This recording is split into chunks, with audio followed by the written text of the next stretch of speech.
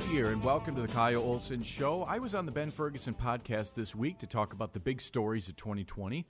Obviously, they were the election and the coronavirus. More specifically, the scandals they were. There was another scandal, perhaps the biggest of them all, and it affected one of them in a very big way. That is the media's unwillingness to cover what was right in front of their eyes. Joe Biden's health and his son's business dealings with our enemies. Before we get into that, let's go back to October 2019. Here's President Trump during a speech in Pittsburgh. New Mexico, which I think we're going to win. You know why we're going to win New Mexico? Because they want safety on their border. And they didn't have it. And we're building a wall on the border of New Mexico. And we're building a wall in Colorado.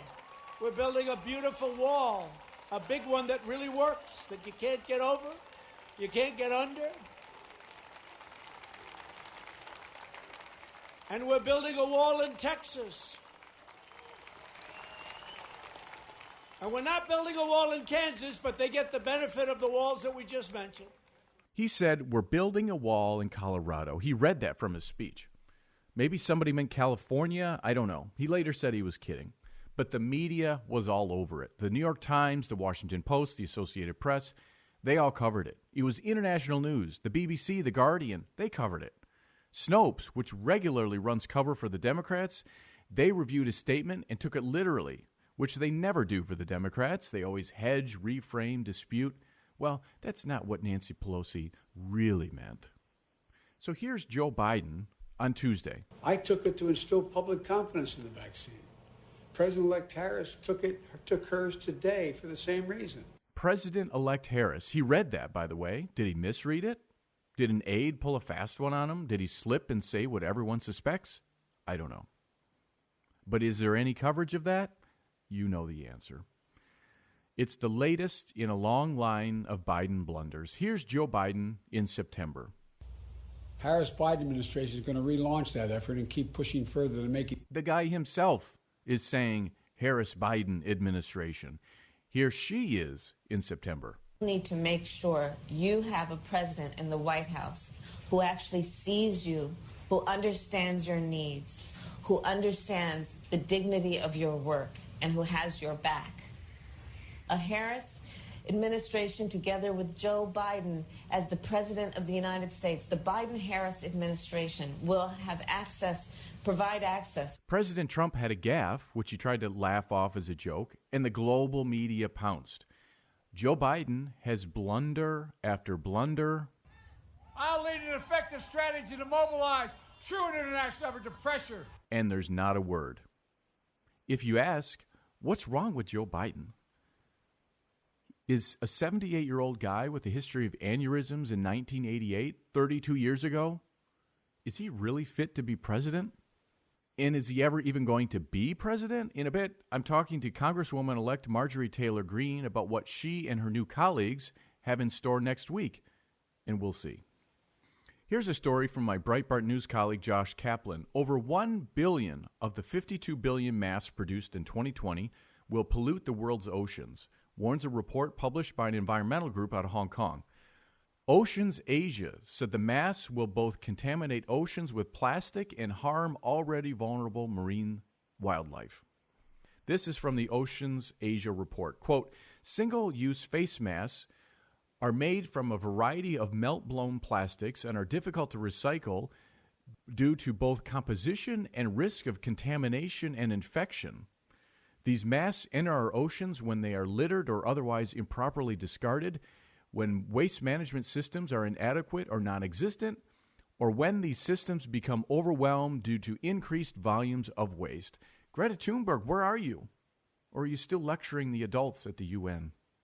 The report estimates nearly 7,000 tons of plastic could pollute the ocean and take roughly 450 years to break down. How they figure that, I don't know. But here's more from the report. Quote, this plastic does not go away, but rather accumulates, breaking up into smaller and smaller pieces. Annually, it is estimated that marine plastic pollution kills 100,000 marine mammals and turtles, over 1 million seabirds, and even greater numbers of fish, invertebrates, and other marine life. And get this, plastic pollution also profoundly impacts coastal communities, fisheries, and economies. Conservative estimates suggest that it could cost the global economy $13 billion per year and lead to a 1.5% decline in ecosystem services at a value of between $500 billion and $2.5 trillion US dollars per year. Oceans Asia suggested people wear reusable cloth masks. I was in the hospital the other day. You couldn't wear a cloth mask. You had to have a surgical one because the cloth masks don't work. Is there any science to any of this crap going on? Speaking of not being rooted in science or reality, a University of Michigan Words Matter Task Force, yes, that's what it was really called, Words Matter Task Force, issued a list of terms and phrases it said needed to be banned from the university lexicon. The task force said the words, quote, may hinder effective communication, harm morale, and deliberately or inadvertently exclude people from feeling accepted to foment a healthy and inclusive culture.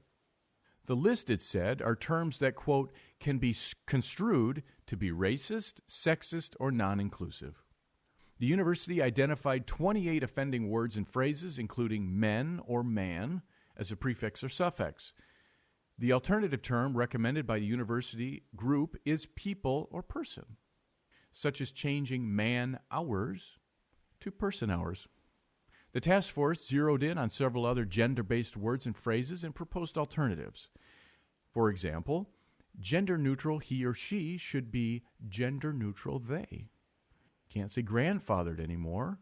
It's now legacy status. Girl or gal, boy or guy, should be person. Guys and gals, for example, saying, hey guys, you can't say that. You have to say, hey everyone, hey folks. Honey, sweetheart, or sweetie should be banned altogether, and you should just use the person's name. The task force objected to color-based sayings such as black list and white list. One recommended term change was allow list or deny list. It suggested changing black and white thinking to all or nothing thinking. Brown bag should be changed to lunch and learn. Picnic should be dropped in favor of gathering. The task force didn't identify why sitting in a park on a blanket eating a meal could be racist, sexist, or non-inclusive. The task force also focused on words and phrases it apparently found rooted in race and proposed alternative sayings. Long time no see to it's been a while, or I haven't seen you in ages. Low man on the totem pole should be swapped out for last in the pecking order or the bottom of the heap pecking order. That wouldn't that be discriminatory towards chickens? I don't know. You can't say master or slave anymore. You have to say leader or follower. Native is out. Build in or innate is in. Off the reservation to outside the norms. Sold down the river to betrayed. Straw man to proposed conceptual design. I didn't really understand that. But I'm not enlightened enough to be a part of the Words Matter Task Force at the University of Michigan. And doesn't all this seem English supremacist to you? I mean, who are these racists to say it's bad to say long time no see or low man on the totem pole? The group urged eliminating crazy and insane for outrageous, unthinkable, nonsensical, incomprehensible, ridiculous, egregious, or irrational.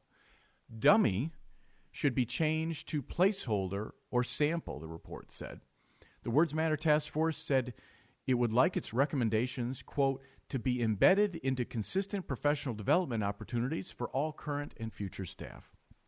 The group indicated its recommendations are not just intended to change the way the university communicates, but that it, quote, has the opportunity to influence change with vendors, suppliers, and associations. That's crazy. Oops, excuse me. Let me check.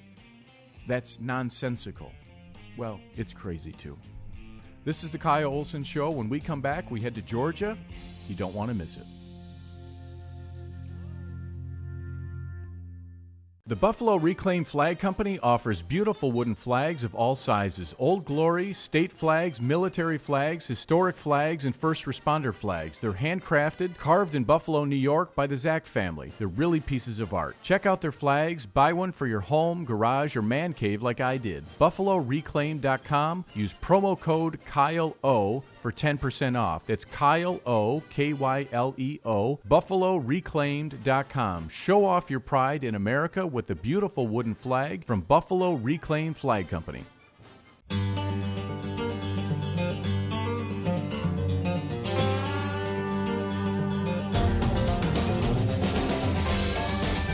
Welcome back to the Kyle Olson Show. The Georgia Senate runoffs are happening in just a matter of days on January 5th. Earlier this week, I spoke to my Breitbart News colleague Ashley Oliver for my One Quick Story episode. You can find that at thekyleolsonshow.com. Today, I'm talking to my other colleague who's been on the ground in Georgia, Sean Moran. So, Sean, you've been on location for much of the campaign in December, and from the folks that you're talking to there, how are they saying it's different than during the November election? Well, Kyle, what they're seeing is that there's a lot of enthusiasm to both keep the Senate majority Republican, as well as to help fight, what they perceive as election fraud going throughout Georgia, as well as in many other states. It's been very interesting to see that there's been some talk of perhaps, depressed enthusiasm during the Georgia runoffs going up to next week's elections. But what we've seen is that people are just more fired up than ever. There have been many different events hosted by Senators Kelly Loeffler, David Perdue, as well as other Republican groups like the Club for Growth and other associated conservative organizations. And many of them have been driving out several hundred people per organization. Many of the larger ones, including with President Donald Trump and Vice President Mike Pence, have been driving several thousand people. And there's been much enthusiasm to really go and vote for Senators Kelly Loeffler and David Perdue, and as well as, the sort of conversation over how radical, Georgia Senate Democrat candidates John Ossoff and Raphael Warnock are. So in the next segment, I'll be speaking to Congresswoman-elect Marjorie Taylor Greene, who is concerned that the enthusiasm amongst Trump supporters is down, especially in her district, which is the most conservative in the state. What are you seeing on the ground? There certainly seems to be some concern about election fraud, and I definitely, I've even talked to myself with a congresswoman during one of those events as well, and it's been very interesting to see that, people are very concerned about the election fraud. They definitely want to get something down to it, but I think from a lot of the things that other congressmen and senators have talked about, I believe it might have been Congressman Ken Buck or Steve Daines during one of these rallies I attended with the Club for Growth and the Save America Coalition. They've actually talked about the need to keep the Senate majority. So that way, Republicans, should they keep the Senate majority in January, they can actually look into these sort of allegations about election fraud. What happened in Georgia, Pennsylvania, Michigan, Wisconsin, Minnesota, and other states that have concerns over election fraud? How can they do this? And mind you, Senate Republican committees such as the Homeland Security and Government Reform Committee, Judiciary Committee have subpoena powers, so they can actually force, state election officials to come in and talk about a lot of these things. So that's been a lot of the big things that a lot of people have talked about. And there's been a lot of concern, perhaps, that how that might translate into voter enthusiasm, everything like that. But from what we've seen in the polls, it's been pretty neck and neck for a lot of these polls. A couple points up for the Democrats versus the Republicans here and there, but it's going to be a very tight election as we get closer. So you sort of touched on this, but what are the campaigns of David Perdue and Kelly Loeffler? What are they saying is really at stake in the runoffs? They're trying to say that there's a lot at stake to try and keep a lot of the accomplishments that, President Donald Trump and the Republican Senate and Congress have been able to do, whether it's things like confirming Supreme Court justices, confirming very conservative justices to the lower courts, cutting taxes and regulations, pushing good immigration reform, as well as they've been talking about the sort of implications it might have for should David Perdue and Raphael Warnock get to the Senate, and they might push radical things such as defunding the police and environmental programs that mirror the Green New Deal and other things like that. So it's both, to advance a lot of conservative agenda items in the Senate, but as well as to kind of serve as a bulwark, quote unquote, for freedom and other bad things against, what they call is radical socialism coming from a lot of these candidates, such as John Ossoff and Raphael Warnock. So Stacey Abrams, she played a big role, I think, in the November election in, really garnering so many votes for Joe Biden in November. Talk about the role that she's been playing, not only in November, but in the runoffs next week. Yeah, it's been really fascinating to see that her organization has been pushing for a lot of mail-in balloting, a lot of provisional balloting, early voting, and I think she's boasted that they've gotten many millions of Georgians to vote and register for the November elections as well as the runoff elections. And during the run-up to the 2020 elections, she was pushing the Georgia government to institute reforms that make it easier for people to vote via mail-in ballot boxes, vote in earlier. But at the same time, there's a lot of criticism for the Georgia Secretary of State, Raffensperger, in that there hasn't been enough reforms around election integrity, whether it's from ballot signature verification. I know the David Perdue and Kelly Loeffler campaigns have been very concerned about the ballot signature verification, other aspects of making sure that there would be election integrity. So there's been a lot of concern about that as we kind of get closer to these Georgia runoffs. And it's going to be very interesting to see, are we going to see less, is there going to be more scrutiny now that there are so many eyes on this election compared to many of the other states? Or have they not done enough cleanup as we approach this runoff with a lot of these questions around election integrity and what Stacey Abrams has been pushing to? Well, and let's talk about that a little bit more, because the President Trump, has been very critical of Brian Kemp, the governor, as well as the Secretary of State. And he believes that the election was stolen in Georgia in November. And there have been others, Lynn Wood is a good example, who have basically said, protest in the runoffs and don't vote. And basically, throw the election to the Democrats, and let's teach, Kemp and Raffensperger a lesson. Is that messaging, is that resonating in the state? It's interesting because at first I think many other people seem to think that was going to resonate, but it seems to be with a lot of the Georgia voters that we've talked to at many of these rallies, whether it's the Trump rallies, Pence rallies, Kelly Loeffler, David Perdue rallies, and other ones. Everyone's very concerned about the election fraud, and I think there's some, agreement that, the president was dealt a bad hand with how a lot of the way the election was held in November, as well as for the other elections too. But at the same time, I think that there's some concern that, giving up the Senate Republican majority would only enable Democrats more, and they would have more power to push for more increase of voter access that may necessarily lead to election fraud, whether it's, say Nancy Pelosi's H.R. 1 for the People Act would enable nationwide mail-in balloting automatically, which, would lead to more of these sort of questions around election fraud. But when you look forward, it seems to be that a lot of people on the ground certainly want reform. They certainly want to deal with a lot of these questions, but it remains very questionable as to whether they actually will. I think they'll end up voting for David Perdue and Kelly Loeffler, as to your question. Well, and Raphael Warnock and John Ossoff, they may be two of the most far-left radical candidates Georgia has ever seen. Talk about some of your coverage of them. And it's really amazing to see this sort of reporting go down with John Ossoff and Raphael Warnock, because there seems to be so much they can delve into with these two candidates.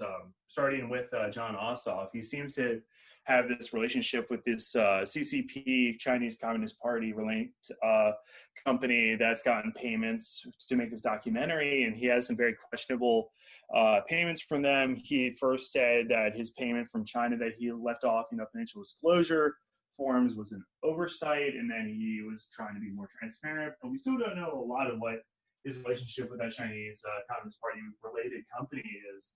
And then, at least with Raphael Warnock, we seem to have a lot of concerns with a lot of his controversial remarks. He said a lot of things that have been very favorable in light of the controversial Reverend Jeremiah Wright, who condemned America in an infamous sermon.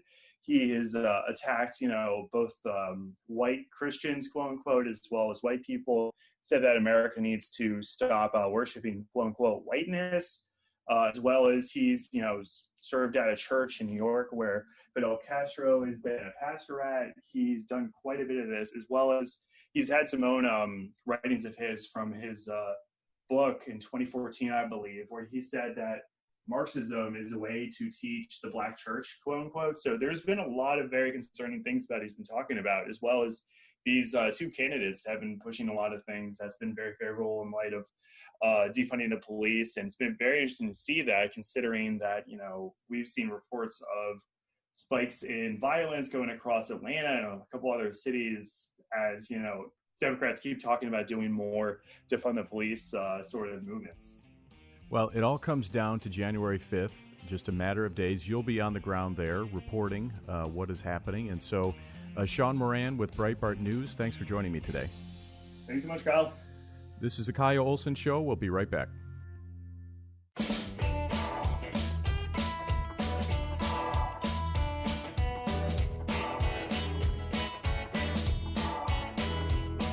Welcome back to the Kyle Olson Show. All eyes are on Georgia with the two Senate runoff elections taking place on January 5th. Joining me now is Congresswoman-elect Marjorie Taylor Greene, who will represent Georgia's 14th district beginning next week. First of all, congratulations on your election. Thank you. Thanks so much, Kyle. I'm glad to be here. So tell me about the importance of the Senate elections next week. Oh, the Senate elections are extremely important. It's literally holding the line between freedom and socialism. Our Senate seats are under attack, incredibly, by socialist Democrats. These are Democrats that want to pack the courts, get rid of the filibuster, add more states to our republic. These are two candidates that Raphael Warnock is a pastor who preaches abortion from the pulpit of his church, which is appalling and absolutely evil. And then you've got John Ossoff, who is just as radical as the Squad. No different than AOC, Ilhan Omar, and those radical members in the House. They do not represent Georgia values. They do not represent the people of Georgia, and that's why we have to turn out the vote and make sure that we hold the line and stop these two Senate seats from being handed over to these two socialists. Now, in the last couple of weeks, Joe Biden has been there. Obviously, Stacey Abrams, I think, is playing a large role in the upcoming election, and they seem very confident. What are you seeing on the ground, and how do you think things are going to go? Well, Stacey Abrams has perfected her game. She ran for governor in 2018, and she nearly won. And she was able to do that with a huge voter registration drive and a heavy ground game, door knocking and turning out the Democrat vote in Georgia. 2020, she took it to a whole new level where she completely took advantage of the huge absentee mail-in voting, which our Secretary of State, Brad Raffensperger, should have never allowed to happen. Here in Georgia, we've been open. We were open most of 2020 when people are able to go to the grocery store, people are able to go to Home Depot, Walmart, people are able to go out and about. They can also go and vote. So there was no reason for Brad Raffensperger to allow that. And Stacey Abrams, she just took the same machine she put in place when she was running for governor, and she put it into play, registering people and getting people to request these absentee ballots, which everyone knows opens up a huge door to voter fraud.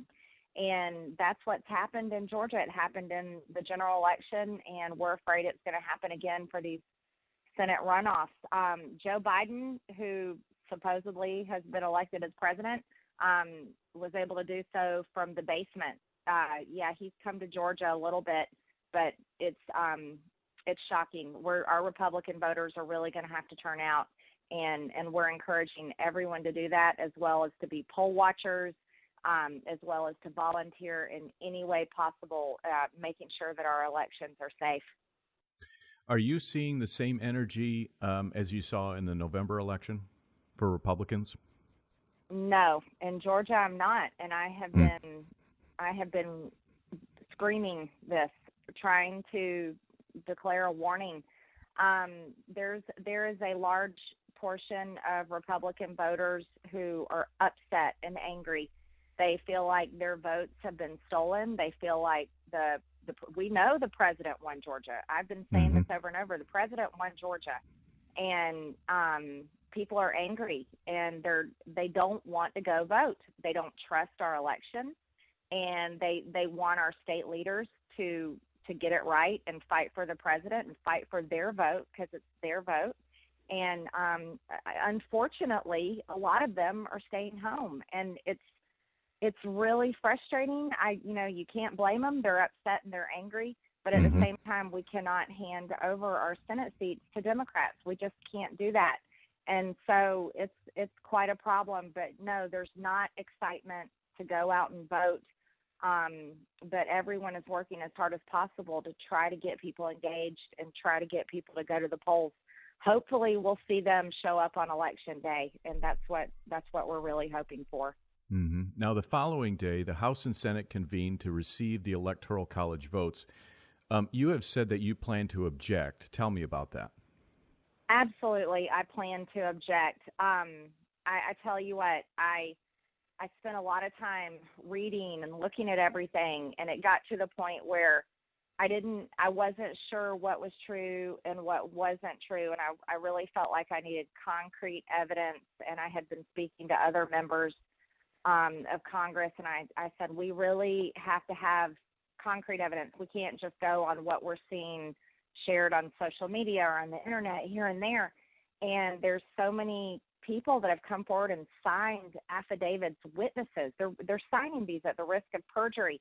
There's so much information, people that have analyzed, the voting systems. They found these huge ballot drops. There's just so much information out there. So what I did is I called the president, and I called him and spoke with President Trump, and I said, I really want to meet with you. I'd like to meet with your legal team. I'd like to meet with your staff. I'd like to meet with anyone that has legitimate evidence of voter fraud, and I'd like to bring a group of people with me, because we feel it's very important to get as many facts together as we can, because if this election is stolen, then we're objecting on January 6th. We refuse to certify a stolen election. We can't do that in good moral conscience. We can't do that. And as members of Congress, it's our duty to protect our integrity of our elections.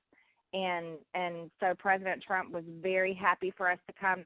We arranged a meeting. We went there and spent close to 4 hours at the White House, analyzing so much information, meeting with many people. And I walked away from the White House that day convinced that what I knew was true in my gut, because I've lived in Georgia my entire life, and I've never seen so much excitement and support for a candidate as people have shown for President Trump. And that's what I knew in my gut, is there's no way Joe Biden won Georgia. I was all over the state leading up to November 3rd. It's impossible Joe Biden won Georgia. And after seeing all the evidence produced for 6 states and even several more that we're still looking at, we're objecting January 6th. We have to. And what I'm hoping to see, and I'm making calls every day, talking to so many people, is leading into January 6th, if our 2 Georgia senators, Kelly Loeffler and David Perdue, if they will declare that they're objecting also on January 6th, it gives our Republican voters who are upset and feel like their votes have been stolen and that are angry for President Trump, it gives them a reason to show up at the polls and vote for our senators. Because if they go out and vote for them on January 5th, then we'll have Kelly Loeffler and David Perdue in the Senate there to help us object on January 6th. So you mentioned Loeffler and Perdue. Are there any senators that you've talked to who also plan to object? Yes, there are. I cannot say their names because Sure. I promised them I wouldn't, and they'll be going public soon. But yes, we have a real objection. The Democrats, they objected. Some of them objected in 2016, but they didn't have a senator. but we do have a senator and a group forming, so there's very likely to be more than one. And that's the key to this. In order for it to be a legal, real objection, you have to have at least one member from the House and at least one senator, and we definitely have that. So are you anticipating, because my understanding of the process is that, say, Michigan, for example, their votes would come up and then a representative and a senator would, object. Are you anticipating there will be several objections to several states? Is the group sort of focusing on one state? How do you anticipate that will go? We're focused heavily on 6 states, and how it will work is we have been meeting steadily, talking steadily, researching steadily, gathering all the information together. And how it will work is it won't just be one objection, it will be many. We'll be sponsoring and co-sponsoring all of our objections together. And so as each state comes up one at a time, the states that we'll be objecting to, we will object at that time to that state. And how it works is once we get through all the states, the House and the Senate will separate. And there will be 2 hours of debate per state. And so from what we understand, this will be a very long process, Right. Well, 12 hours or actually more because, 6 states, 2 hours of debate. But when you add in, procedure and extra time there that it takes, it's going to be a long time. One I very much look forward to and is I believe it is critical. I mean, it doesn't matter if you're a Democrat or Republican. I seriously think that every member of Congress has to look at this as our integrity of our elections. We cannot go the way of third world countries whose elections are stolen and complete fraud. This shouldn't happen in America. And when the proof is there and the evidence is there, and we're able to show it on January 6th. I think in good, I just don't think anybody can vote to certify this election, whether they like it or not. They really should not vote to certify. Well, next week will be a monumental week. So the Congress and you are sworn in on Sunday, January 3rd, and then the Senate runoff elections are Tuesday the 5th. And then the electors are, this whole process that you've been talking about takes place on Wednesday the 6th. So it's going to be a big week. Unfortunately, we're out of time, but Congresswoman-elect Marjorie Taylor Greene, thanks for joining me today. Yes, absolutely. Thank you, Kyle. This is the Kyle Olson Show. We'll be right back.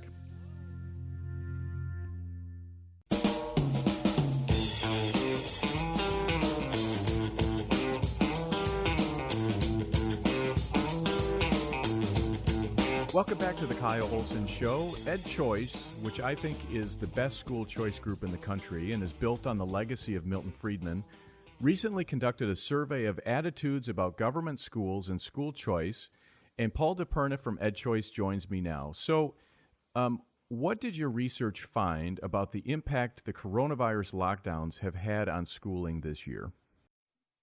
Kyle, it's great to be with you, and thank you very much for the opportunity to be here. So our survey, which we conducted in 2 waves, once in the spring and then a follow-up in this past fall in October. What we found is that during the pandemic, that there has been this shift to remote learning, and so about half of parents who were given the opportunity by their school district to choose, they would choose remote learning. We've seen an increase from the spring to the fall in terms of the children's stress level. The parents are reporting their kids are more stressed, they're less happy. They're grading their local schools less favorably compared to the spring. And so we saw a 19 percentage point drop in terms of those parents who had given A or B to their local schools, how they're and how the schools are responding to the pandemic. So there's been this, a downward trend along those different kinds of indicators. But yet there are some positive findings around school choice, particularly around education savings accounts and the promise and the positive potential that they bring, as well as other types of school choice types of policies like school vouchers, charter schools, and tax credit scholarships. So let's talk about the decline in attitudes about public schools. Are the parents, are they unhappy with basically the service that they're receiving? What is driving that decline?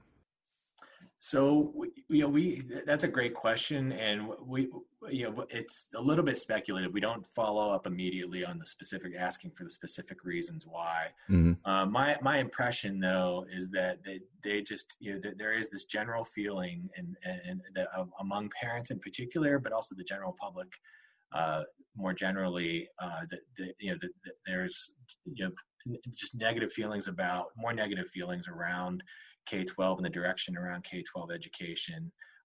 They see the return to schools coming later in the school year, if at all. And so we ask about their comfort levels about their children returning to school. And that has changed, where parents say that they're less comfortable about their children returning to school this fall. And that could be, again, we don't ask for the specific reasons why, which is a good thing to consider for future polling. But there are these, the other just kind of range of factors that could be driving parent opinion and some of this, kind of negative sentiment. So most kids in America go to government-run public schools, but of course there's charter schools, there's online schooling, there's homeschooling, et cetera. What impact has the virus had on school choice options? So what we've seen is that there has been, from the spring to the fall, a pretty steady feeling towards education savings accounts, and where we see, more than 7 out of 10 parents saying that they support education savings accounts. About 2/3 are supportive of school vouchers, public charter schools, and we see, and that has been fairly steady. And so the movement has been just within some percentage, within plus or minus some percentage points there. But we do see that we ask a question about whether that parents feel they should have at least several options during this pandemic and on returning to school, and how they can educate their children this school year. And overwhelmingly, 71% in this most recent survey said 71% of parents said that they would want multiple options and for how they would school their children within the district or broadly using a range of school choice options. Are you seeing states respond to provide those options? That's a really good question. So there are some states that have taken action by leveraging the CARES Act funds and GEARS funds that were in the initial COVID relief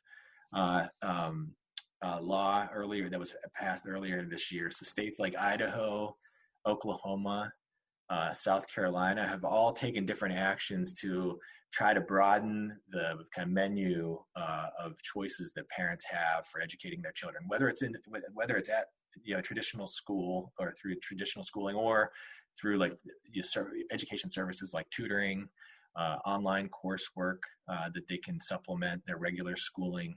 And in the course of this time, we've seen this emergence of other types of schooling options and educational options like learning pods, where parents get together, small group of parents, small group of their children get together, and they essentially, are providing, they usually would hire a tutor or a teacher to provide instruction, or maybe the parents would take turns providing instruction.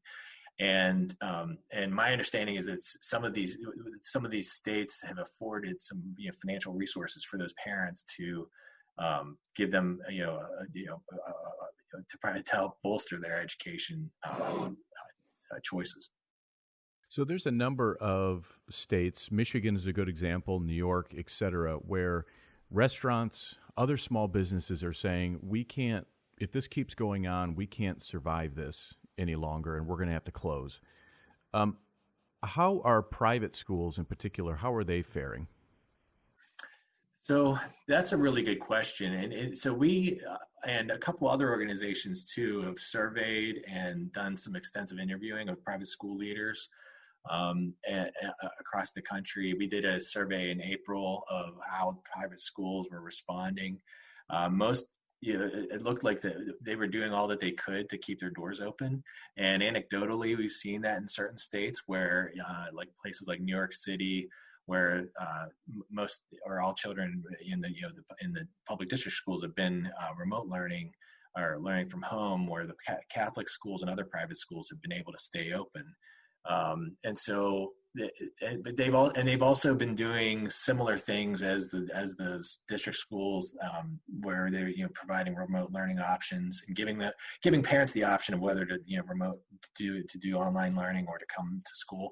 But it does seem like, and the Cato Institute, Neil McCluskey at the Cato Institute, they did their own survey of private schools at the beginning of the school year, and it looked like the private schools were able to be potentially more nimble and flexible in terms of being able to keep their doors open where they could in the states around the country.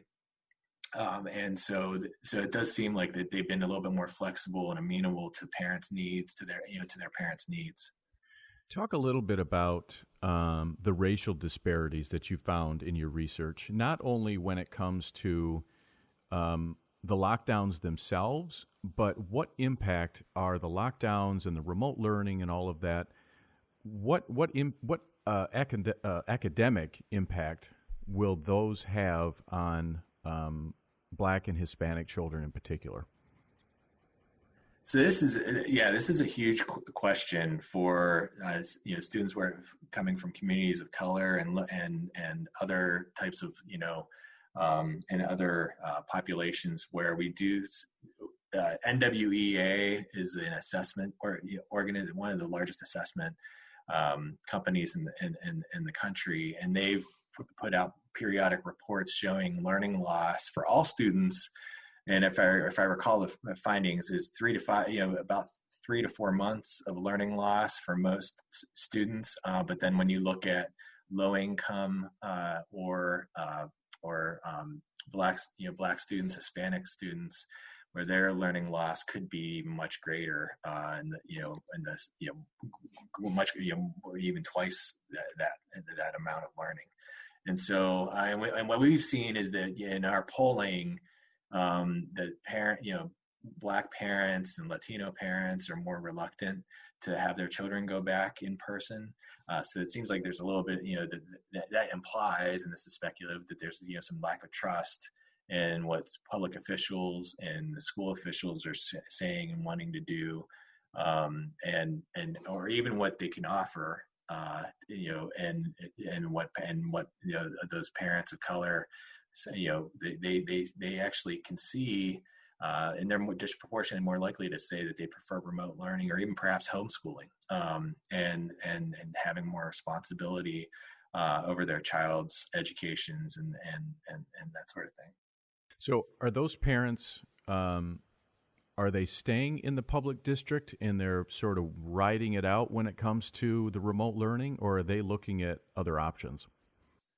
Yeah, that's the $1 million question where we see in our polling. And so we have conducted this, what I'd been talking about, this our Schooling in America survey, which we've been doing for 8 years now. And we conducted 2 waves. We also have a monthly tracking poll. And what we've seen in our monthly tracking poll, a separate survey, and when we look at the parents' responses, that they're, the public district parents and even Black parents and the Latino parents are say more likely to say switch from public district schools to homeschooling than other types of switches.